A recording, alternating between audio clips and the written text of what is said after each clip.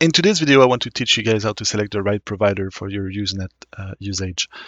Um, you guys have probably seen when you go into forums or social media and people have been asking what is the best providers, and there's no clear answer, and this can be frustrating. So this video will help you decide. This is only my personal opinion. This isn't sponsored in any ways. It's a guide to choose for beginners. It's really for new people, and there's no recommendation. If you're here to have like a top five Usenet provider, this video is not for you. You will see later it will help you select the right providers, but it will not guide you exactly what to pick because everybody's different. The landscape of providers will change over time too.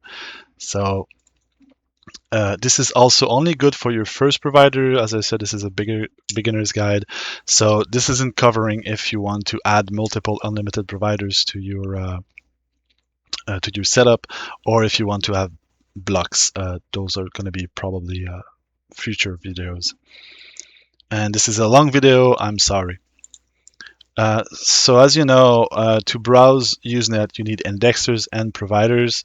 This video will focus on providers. So before we go any further, I want to explain why there's no like top five providers or top three or top 10, and there's no ranking. Why it's so complicated, and the reason it's by design. You will see what I mean. Is for example, all of those are Usenet providers. Their size is by their market share or like the number of users they have. And what happens is when authorities do a crackdown and they take down some of those providers, what happens is, for example, they go after the two biggest providers. You're losing those two, but the Usenet is still like 97 strong, or it's still really a strong process to obtain what you want. So what would happen if, for example, we allow, not allow, but if we make like top three list and whatnot. I will show you, for example, here, this is another system for getting resources, and as you can see, you have those very big providers, and the rest is extremely small because like there's a ranking and everybody wants the best, so everybody goes into those two biggest. But what happens when there's a authorities crackdown, those two, they simply disappear all of a sudden, and we've seen it happen. And what happens is, you know, your concept is like crawling. It has no support anymore, and it takes several months or years, and it may even never come back. And this is why it's the best to have like a very wide amount of providers or a very wide amount of options, and to make only one or two or three the best and to only subscribe to them, it's not a really good idea. To select your Usenet provider, there are many options. This is a map of Usenet. It has been created by the community, and you can see every options that you can subscribe to on the bottom part of the map. I will zoom on the left side. It's a random pick I chose just to explain exactly how this works. So what we see here, first of all, this is a very complex thing as mapping every provider, backbone, companies, the relationship between all of them. I will simplify things and just for the sake of making it easier to understand. So at the top you have the parent company. This is Abavia. Under them you have the backbone. Think of it as the hardware or the servers, the hard drives, where the content is stocked. As a rule of thumb, this is where this is stocked. And under that, you have providers, and under that, you have resellers. So, for example, those providers are all feeding from the Abavia backbone. When you go into forums and social media and you see the words backbone, this is what this is referring to. One thing really important is in other industry, for example, IPTV, resellers get a bad rep. All right, people don't like resellers, but this is not the case in Usenet. Resellers are a really good source of Usenet access. They have as good deals as the other provider. So really think as resellers as just another provider option. Uh, they are a really good option. So looking back at the tree, as of today, as you can see, everything in the red rectangle are providers for Usenet that you can subscribe to. Maybe there are some backbone you can subscribe to directly, but I'm unaware of that. So all of those are options you can subscribe. So with that many choices, how do you choose? I will give you two options. Option A is quick and easy. Uh, what you do is you pick a provider at random, something that looks fine to you, just really quickly, something random that is cheap, under $5 USD per month for 1 month with a good refund policy. So you just select something at random that is cheap and that you can get a refund if you don't have a good service. Do not care about the retention. I have a whole video about that, and I can go into depth as to why I don't value retention that much. But for a quick and easy selection, do not care about retention. Do not get too attached. Again, since this is kind of a random pick, if it doesn't work out, just refund and move on, and you will find something that works great. Uh, and if you do that, just beware of auto renewal price. Sometimes it can go from like $20 a year to like $90. So if you do this method, be careful for that.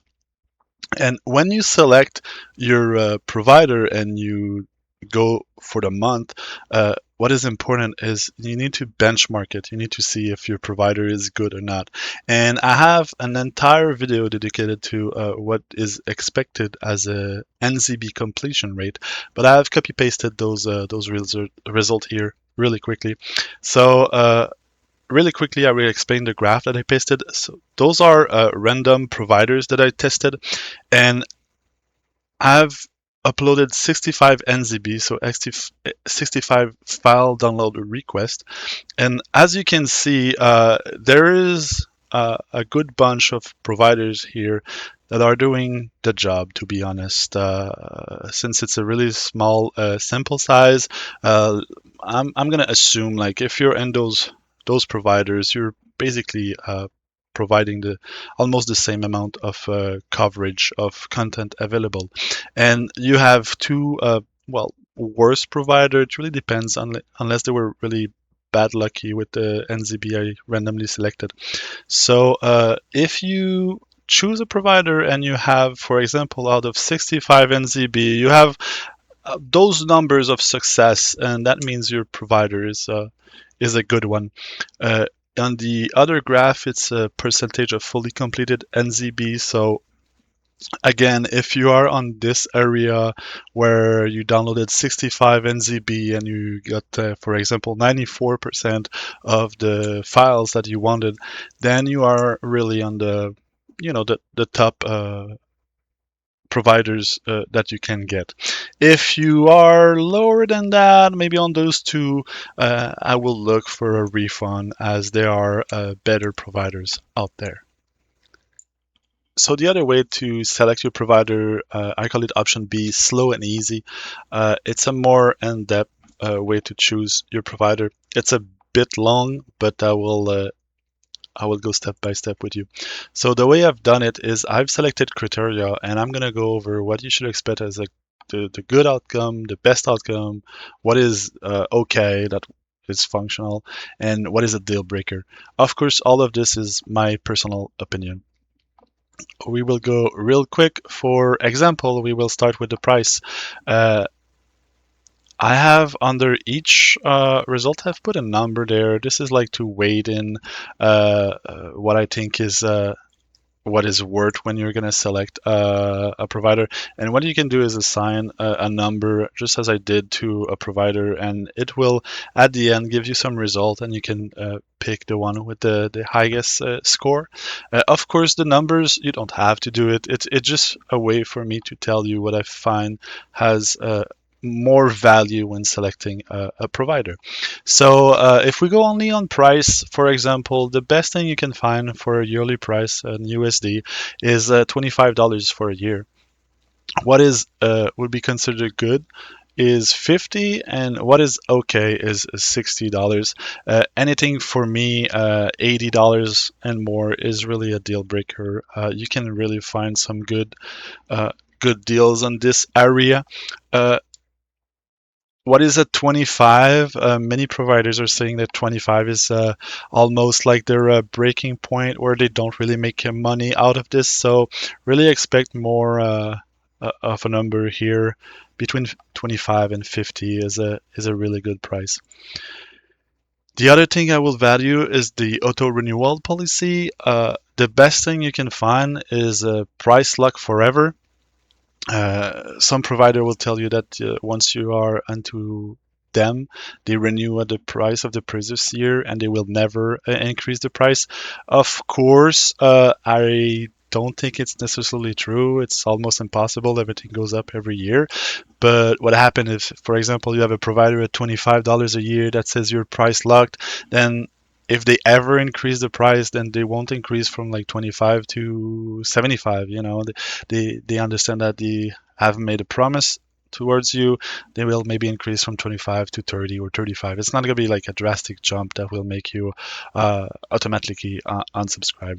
So as I said, the best providers out there will give you will assure you that it's a price lock forever. Uh, the OK one, I will say they are silent about it. They don't tell you anything. And for me, this is maybe controversial, but anything with a high renewal is a deal breaker.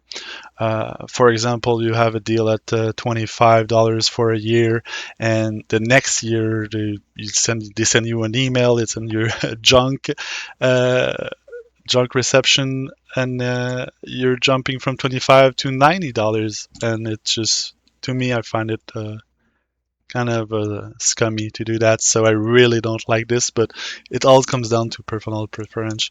So if for you automatic high renewal doesn't scare you, then feel free to ignore it as a deal breaker.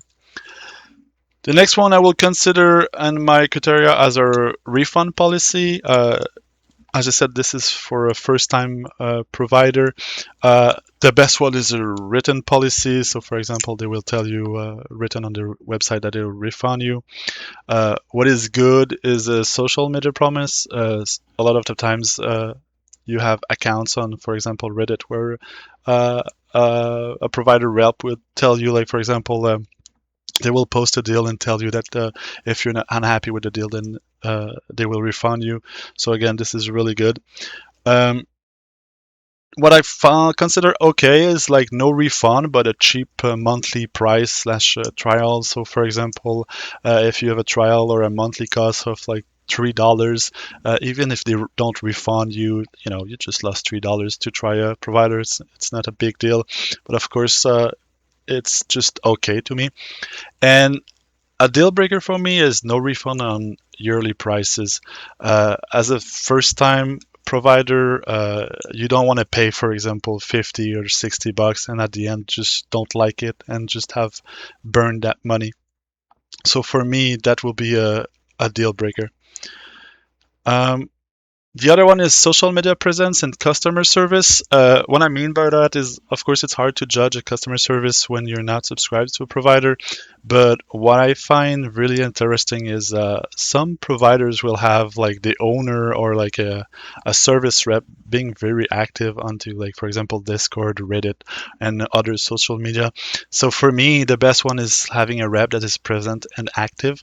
And I put only 5, but this could be much higher because to me this is a proof that the company is well is ready to back their service and to defend it on the internet.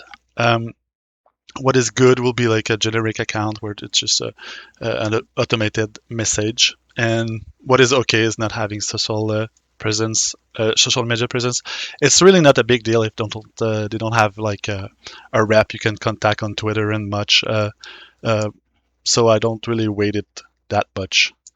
worst. The other way is social media suggestions. So, for example, if you have plenty of feedbacks and from established accounts, to me that's worth 5. It's a bit different. It's not really a high number here because I think, and this is unproven, but I think there's a lot of astrosurfing and a lot of fake accounts that will post like review and content, and I don't really trust the feedback from internet anonymous accounts. So I only put 5 here, and you have 1 point for recommended. One of other point that is controversial is retention. I don't very value retention much. I can make an entire video about that. So that's my scoring for retention. And the speed is also really subjective. What you need to understand is most provider will max out your internet connection. Really, they have amazing speed, and so I've made it the best is just maxing out your connection, and it goes down from here if it's good or okay. That's really subjective, so I don't have many markups here about that. What is a deal breaker is some providers will sell you like a monthly fee account, but they will fix you a quota, a very, very low quota. For example, I've seen like 50 gigs and I've seen like 100 gigs and 20 gigs, and those are really outdated quotas that I feel like they sell it as a scam. So to me, as soon as you have something under 500 gigs of download quotas, I see it as a big red flag. You can expect from a provider, unlimited provider, easily 5 terabyte of download per month. So everything like 500 is really a red flag for me. So again, what I will do is if you really want to go in depth, I will select several providers. I would rank them by the scoring I've put here. You can see where it ends up, and you can select the one with the highest score. Of course, if there's 2 providers with almost the same score, then it's a gamble. You pick whatever you'd want, but sometimes provider will have a very low score because they don't fall into the the good places. Of course, what I would recommend is having like a provider that hits almost all the spots on the left. There's very a few of those, and sometimes like for the price, you're hitting almost everything on the left, but the price is higher. Then if you're happy and it's a good thing, then just go for it. It's a good thing. I went over it on the option A and quick, easy, and easy, but I really want to make this a clear point where after you've chosen your provider, after a month or so, you want to benchmark it. So you want to have similar results to the top providers on the left. If you don't have those results, there can be many reasons. For example, maybe you're looking for stuff that is too niche, or you're finding stuff that is maybe in different language and whatnot. But really, if you're downloading like the meat and potatoes of NZB and you're not having the results more on the left side of those, then I would request a refund and move on. The other thing I want to talk about when it comes to selecting your providers are special features. They are underrated, I feel like, and I will go over them one by one because there's as you can see, many providers on the map, and some of them have decided to take really a special take on providing Usenet, and I want to talk about it real quick. Sometimes it's a speed lock. What I mean by that is they won't max out like your 1 gig bandwidth connection. Maybe it's 100 megabits or speed lower than that, but they can offer a cheaper price because of it, because on their side of the cost is lower. So sometimes if you're not really in a hurry to get the content you want, or for example, if you're downloading a file and it's on unlimited with unlimited speed, it will take you 16 minutes, but with bottleneck speed, 12 minutes, it's not that big of a difference, but you can save a few good bucks here. The other interesting feature that some Usenet providers have is a time lock. I know, for example, there's one where you can download during the night, and what it allows them to do is to offer you a cheaper price because on their hand, the bandwidth is cheaper at night. So this is really a good way to really find a good deal. The other one is some of them, uh, I'd say 95% of Usenet providers do not want you to share your account. If you share your account, you will get your account banned. So they don't want that. But there's a few of them, maybe a handful, that will specifically tell you, like it's black on white, that you are allowed to share your account. So if you have a friend and you want to share, split the bill on the Usenet providers, it's a really good way to find a good deal. The other one is it's kind of a speed lock. It's data limits. For example, I've seen one where after I think it's 5 terabytes, they bottleneck your speed. Again, this is just a nice way to have cheaper prices. So I suggest you look into that if that's something that interests you. The other thing to take into consideration, I didn't put in a table with a number ranking, but it's account privacy feature. It really depends on personal on what you value as a privacy. But there's someone that takes crypto. There's one where you don't really have to enter much information when you create an account. So if that's something that is important to you, you can look around. There's really a wide variety of providers. And server's location, again, I know that I think for some people in Australia and such, it's a bit complicated to have a server near them to achieve the high download speeds. So look around for the providers that have servers close to you if you live in a remote. Sorry, Australia. But if you live in a place where they don't usually have a server close, you can look into it. Things that I personally do not care about when I'm shopping around for a provider. This is again only my personal opinion. The first one are VPNs. A lot of providers will give you a VPN when you subscribe to them. For me, the very few VPN I have tested were not really the best, but I don't really value a VPN with my Usenet because with SSL you don't really need a VPN. So for me, when they provide a VPN, I don't really care about that. And I've read a lot of feedbacks on social media that the VPNs are not really the best or they're not really the fullest functioning VPN out there. So I would not personally use it as a criteria to find a provider. They also have some providers have integrated indexer and web browser. Again, I feel like maybe it's useful, maybe, but once you have a lot of indexers and you want to have a proper automated download system, you don't really need those web browser that comes with it. SSL, a lot of providers will boast on their website that they have SSL. The reason I do not care about it is because all of them, well, almost all of them I've seen offer SSL. So it's really basic that all of them include.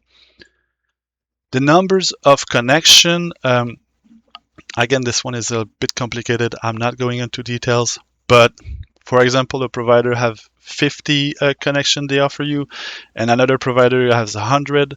It doesn't mean that the guy offering 100 is better. All right. So the number of connection really, as long as you're above, I think it's 10 or 12 or whatever, you're good to go. You don't really have to worry about that.